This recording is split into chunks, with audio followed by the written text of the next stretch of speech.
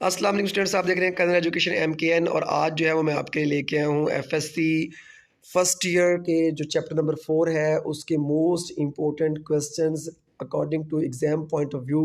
उसके साथ आंसर्स भी हैं, इसलिए आज मैं क्वेश्चंस बीच में से कोई हुआ तो मैं पढ़ूंगा, अदरवाइज़ मैं उसको स्लोली स्लोली जो है वो ऊपर की तरफ मूव करता रहूँगा ताकि आप जो है वो क्वेश्चंस का आंसर के साथ स्क्रीनशॉट ले सकें या उसको नोट कर सकें। ठीक है, तो अगर आप मेरे चैनल के ऊपर नए हैं तो मेरे चैनल को सब्सक्राइब कर लीजिए, बेल आइकन प्रेस कर लीजिए ताकि आने वाली वीडियोस आप लोगों तक पहुंच सकें। तो वीडियो लंबी ना हो इसलिए जो है वो मैं आज इसके अंदर जो है वो आपको क्वेश्चन पढ़ के नहीं सुनाऊंगा ना आंसर, तो मैं इसको ऊपर की तरफ मूव कर रहा हूँ आहिस्ता आहिस्ता।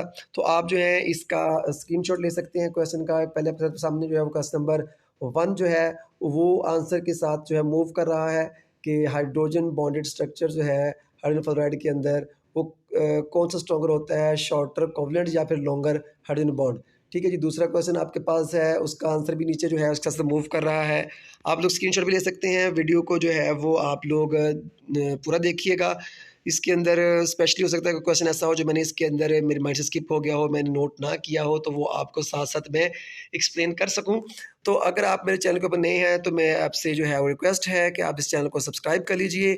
तो आप स्क्रीनशॉट लेके भी जो है वो आंसर सेव कर सकते हैं, आप नोट कर सकते हैं यानी लिख सकते हैं, आप निशान लगा सकते हैं। अगर आपके पास कोई हेल्पिंग बुक मिल जाए आपको जिसके अंदर ये आंसर्स हों तो आपके या आप ये देखिएगा कि ये क्वेश्चन मोस्ट इम्पोर्टेंट हैं और इस बार एग्ज़ाम्स में आने के इनके चांसेस बहुत ज़्यादा हैं। अभी आपके सामने जो है वो क्वेश्चन नंबर 4 ऊपर जा गुजरा है और अभी क्वेश्चन नंबर 5 स्टार्ट हो गया है। साथ में आंसर इसके नीचे लिखे हुए हैं बिल्कुल, तो आपके लिए बहुत आसानी है कि थोड़े से टाइम के अंदर सारे के सारे क्वेश्चंस आप लोग आसानी के साथ जो है वो नोट कर सकते हैं या फिर स्क्रीनशॉट ले सकते हैं। ठीक है, तो ये 7th क्वेश्चन अभी आप लोगों के सामने मूव कर रहा है। इसके बाद इसके नीचे जो क्वेश्चन है वो क्वेश्चन नंबर 8 है, इसका साथ आंसर भी है कि बॉइलिंग जो है उसको मुसलसल एनर्जी क्यों चाहिए होती है, हीट की ज़रूरत क्यों होती है।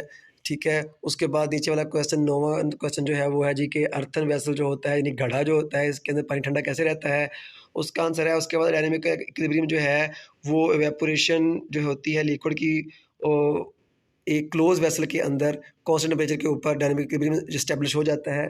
आप जो है वो इस बात को इतने एक्सप्लेन करना है, ये उसका आंसर जा रहा है नीचे। उसके बाद अगला क्वेश्चन आपका है कि boiling point of water is different at मरी एंड माउंट एवरेस्ट। मरी में पानी का दर्जा और होता है, माउंट एवरेस्ट में और होता है, तो उसकी वजह आपने एक्सप्लेन करनी है। उसके बाद वैक्यूम डिस्टिलेशन जो है उसको हम इस्तेमाल करते हैं डिकम्पोजिशन से बचाने के लिए सेंसिटिव लिक्विड को।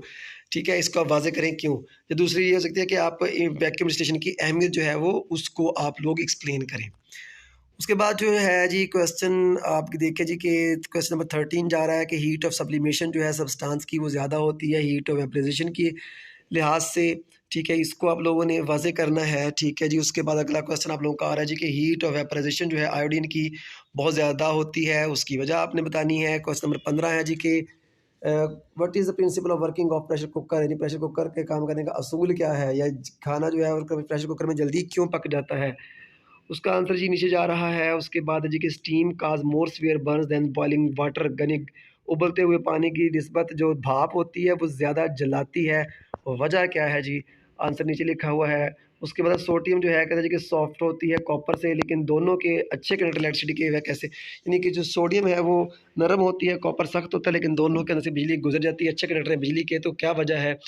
उसके बाद क्वेश्चन नंबर 18 है जी कि डायमंड सख्त होता है और इलेक्ट्रिसिटी का इंसुलेटर होता है, आपने इस बात को भी वाज़ेह करना है। उसके बाद अगला क्वेश्चन है सोडियम क्लोराइड और सीज़ियम क्लोराइड जो है उनका स्ट्रक्चर मुख्तलिफ होता है, आपने इस चीज़ को एक्सप्लेन करना है, तो आंसर इसके नीचे लिखा हुआ है, आप नोट कर सकते हैं, स्क्रीनशॉट ले सकते हैं। उसके बाद अगला क्वेश्चन है जी कि आयोडीन जो है वो जल्दी से टेट्राक्लोरोमीथेन के अंदर हल हो जाती है, आपने इस बात को वाज़ेह करना है।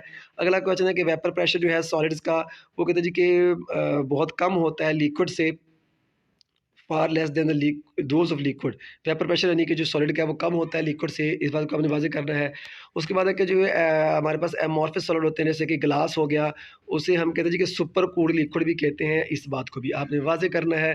ठीक है जी, उसके बाद जी आपके है जी कि cleavage of crystal is itself anti isotropic in nature, explain. ठीक है जी, क्रिस्टल की जो एंटी आइसोट्रॉपिक होती है क्लीवेज जो होती है नेचुरली तौर पर, तो आप इस चीज़ को भी वाज़ेह करना है। उसके बाद क्वेश्चन नंबर जो है वो आपके सामने 14 आ रहा है कि क्रिस्टल्स जो शो करती हैं एमॉर्फस क्रिस्टल्स शोइंग इमॉर्फस जो है isomorphism, sorry, isomorphism mostly have same atomic ratio explain, आपने इसको वाज़ेह करना है। उसके बाद कहते हैं कि ट्रांजिशन टेम्परेचर जो होता है एलिमेंट्स को दिया जाता है जब वो एलोट्रॉपिक फॉर्म के अंदर होते हैं, having allotropic form by compounds showing polymorphism, sorry. इसको वाज़ेह करना है। उसके बाद है जी कि one of the unit cell angle of hexagonal crystal is 120 degree centigrade, इसको भी आपने एक्सप्लेन करना है।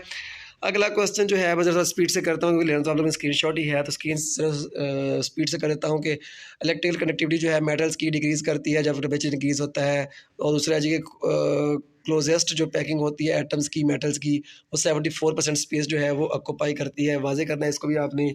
उसके बाद है कि आयोनिक क्रिस्टल जो होते हैं उनकी जो इलेक्ट्रिसिटी है वो कंडक्ट नहीं होती सॉलिड स्टेट के अंदर, इस बात को आपने एक्सप्लेन करना है। उसके बाद जी आपने के पास जो अगला क्वेश्चन आ रहा है कि 13th क्वेश्चन कि आयनिक क्रिस्टल जो होते हैं बहुत ज़्यादा ब्रिटल होते हैं, इसको आपने वाज़ेह करना है। और number of positive ions surrounding the negative ions in the ionic crystals lattice depend upon size of two ions, ये इसको आपने वाज़ेह करना है। तो ये 31 क्वेश्चंस हैं जो कि मोस्ट इंपॉर्टेंट हैं, आपके पेपर के अंदर आ सकते हैं, तो आप लोग इनको स्क्रीनशॉट लेके सेव कर लें। दोबारा से ऊपर की तरफ जा रहे हैं तो जल्दी से बेल आइकन प्रेस कर दें ताकि आपको आने वाले अगले जो मोस्ट इंपॉर्टेंट क्वेश्चन है वो भी आपको तक शेयर कर दिए जाए।